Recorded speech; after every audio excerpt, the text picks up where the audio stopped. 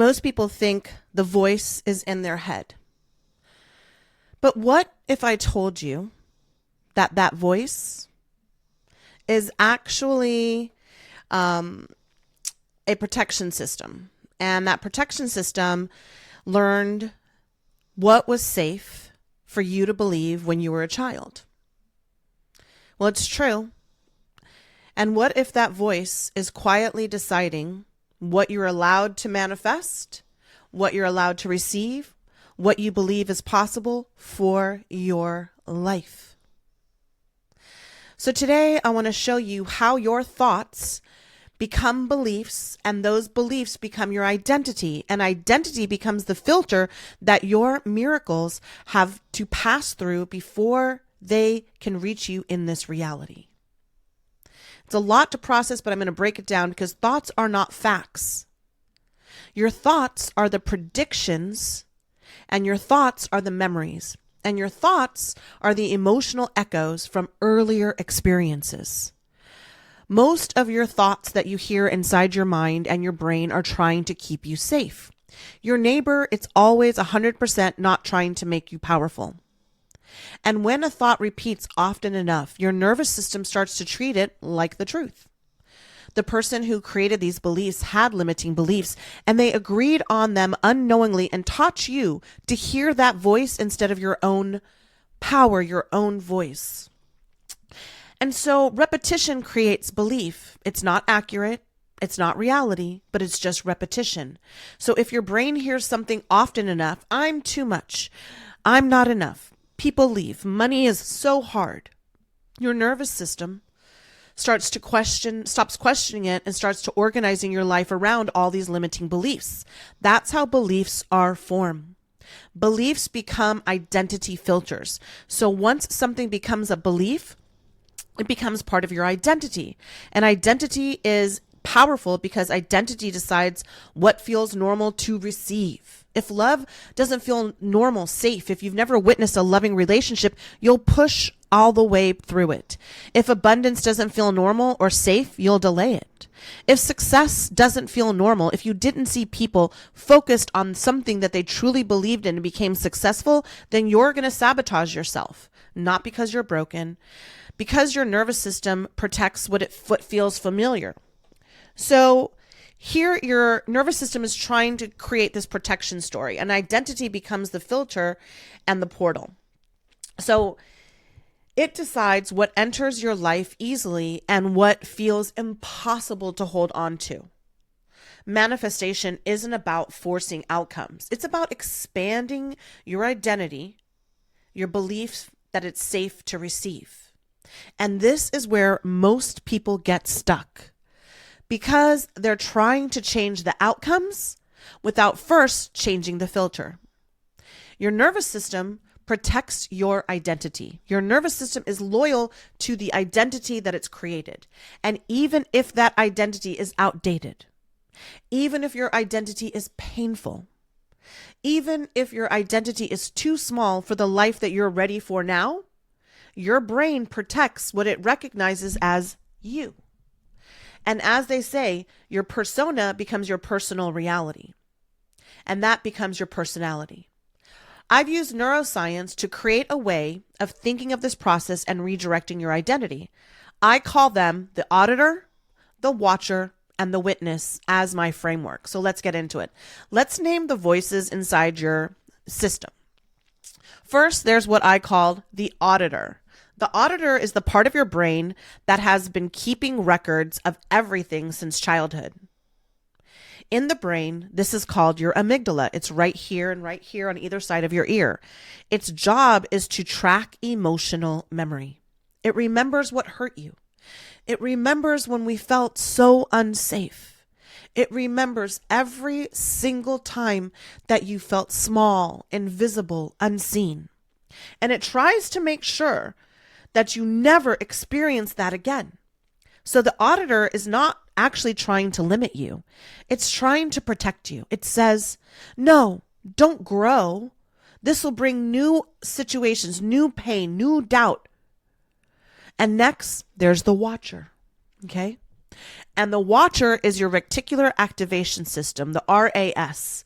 And your RAS decides what your brain notices every single day, what it filters in and what it filters out. It filters your reality based on what your nervous system already believes is important.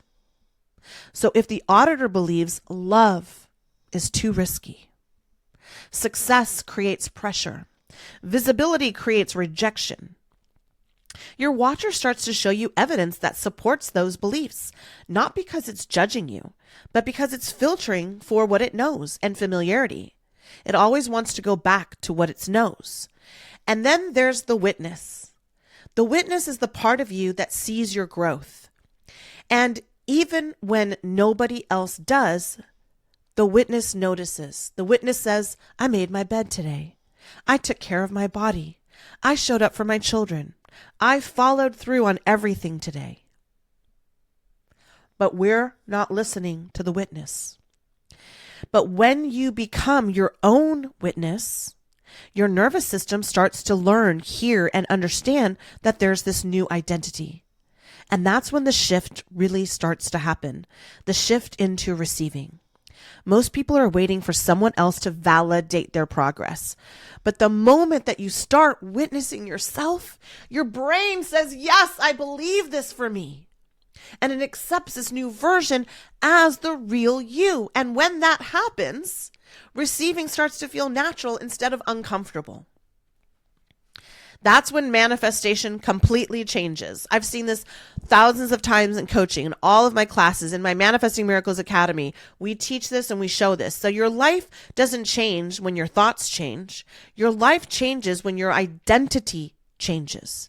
And your identity changes the moment you stop listening to the auditor and you start becoming the witness of your own growth.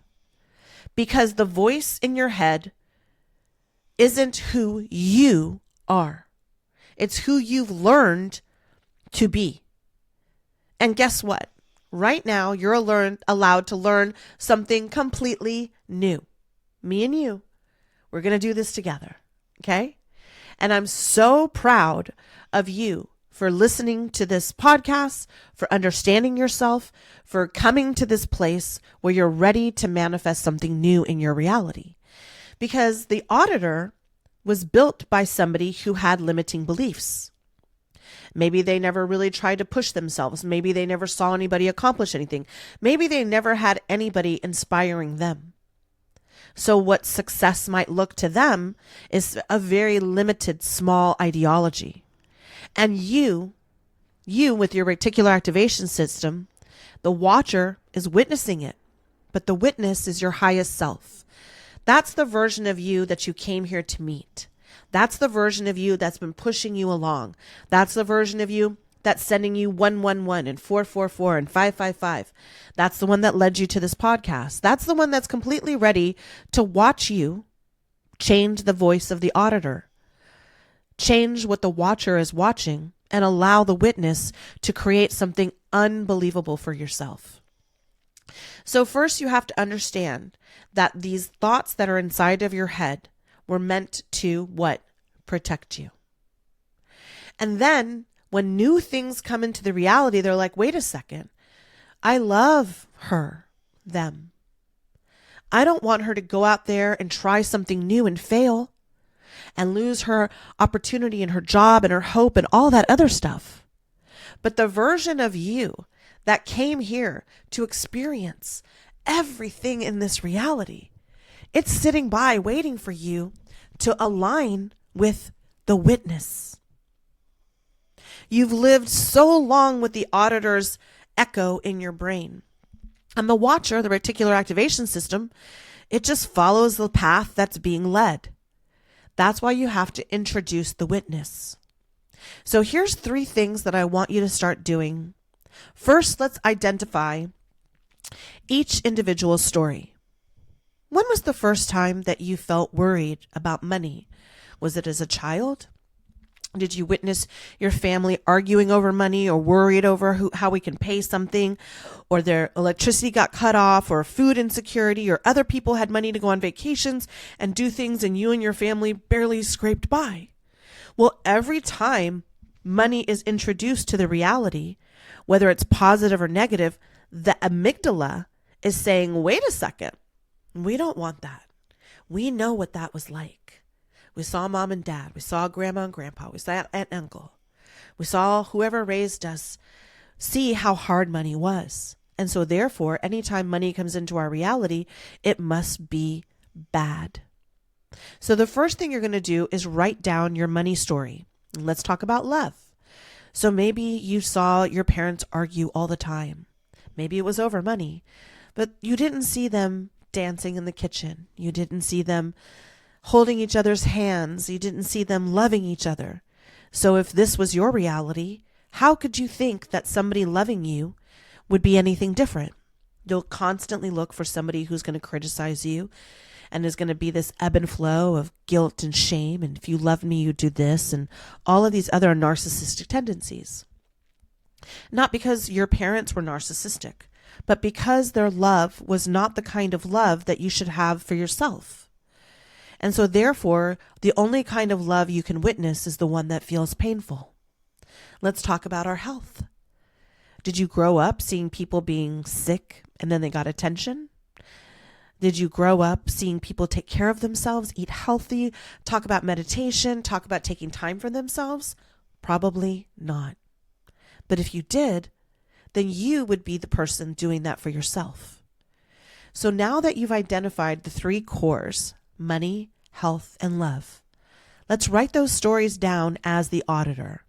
The auditor is going to sit down and take notes over everything that was said and how it was intended. And then after we've done these, whether it's one or all three, then we're going to talk to the watcher. You're going to sit there and you're going to ask the watcher to help you out by helping you understand what it has witnessed. Well, then you can see all of these patterns down on this piece of paper. In a circle, write down the auditor and all of its thoughts, the watcher, pull them out, and then what the watcher has you repeating. And then make a new circle and say, me that loves me, witnessing. You need a witness to your life. You need a witness to your life because somebody has to see that every single day you are doing the impossible. You're fighting the depression. You're fighting the fears. You get up every single day. Whether anybody gives you an award or claps for you or says good job, you get up and you take care of yourself and those around you and those that you love. And yet you never talk to them. You only talk to the list. You only talk to the auditor. You only talk to the watcher. And so therefore, the watcher, the reticular activation system, it's sending out about 100 to 125,000 thoughts a day. The problem is that's the same 5 thoughts. So until the witness starts to witness how smart you are and how great you are and how wonderful you are and how kind you are and how amazing you are and how you've worked so hard to achieve the things that you have right now, then you feel like all you have are lists that are undone. All you've been are versions of yourself, undone, unseen, unhealed, and you don't even realize it. The majority of the time you think, well, this is what I've always done. And if it gets a little bit better, you're waiting for the other shoe to drop. You're waiting for something bad to happen. You're waiting for you make $10,000 and you're waiting for the $10,000 bill to come in and just take it away. You find somebody new and they seem nice and then you totally, completely derail it because how dare they treat you well. And so you pick fights with yourself, with money, with love, and then with your health. If you grow up watching people be unhealthy, then you assume that you're going to be unhealthy. One of the things that I think is important is to understand what you've signed contracts to emotionally, spiritually, and mentally. You know, I don't have health insurance. That might seem risky to some people, but to me, every single month, putting energy into a fund that's telling me that one day I will be so sick that I'm going to need all of these procedures and all of these things is feeding into the subconscious mind that I'm unhealthy. So instead of paying for health insurance, I pay for memberships to places that make me healthier. I buy healthier food. I'm a vegan. I don't drink alcohol, although I'm California sober. I do allow myself to get exercise, to be in the sun, to meditate. And I've done all these steps because you can't go from growing up in an orphanage to manifesting a one-on-one with Oprah, Kim Kardashian, living in different $1 million houses by the ocean, having this life, unless you've gone through all of the auditor's voices and rewritten those stories, and then allowed with a circle to look at it and witness it. And then in the witness circle, you're going to start putting all of the things that you're going to witness in a 24-hour period. Brushing your teeth, washing your face, flossing your teeth, making your bed, feeding yourself, feeding your animals, feeding your children, feeding your soul. And you're going to start witnessing your life as if everything you do is on a celebrity level, and that there's some camera watching you 24/7. After 21 days, you start to create new neural pathways. After 90 days, you start to replace your old vibrations, the reticular activation system.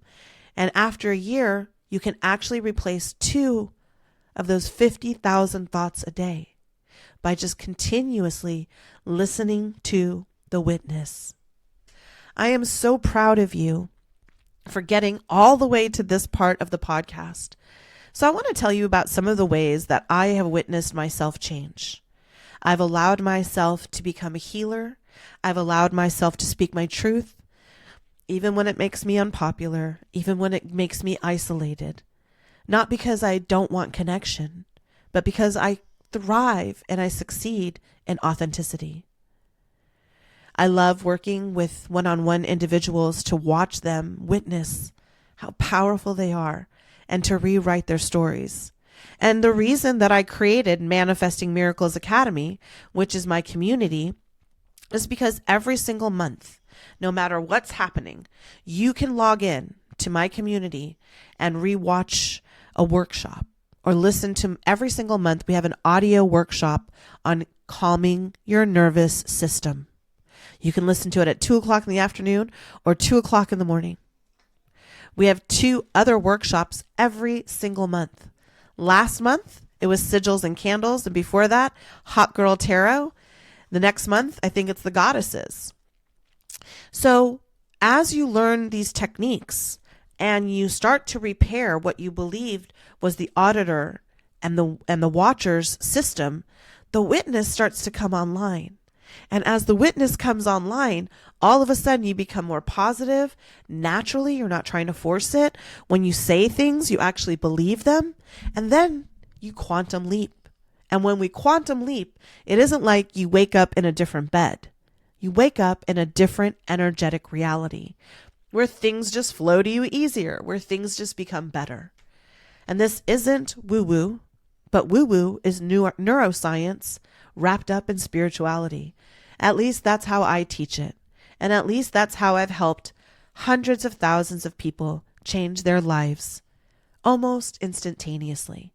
Now, every Tuesday, I offer a free 10-minute session so we can go over all of the different products that I have that might help you align with this truest, highest witness instead of the auditor and the watcher.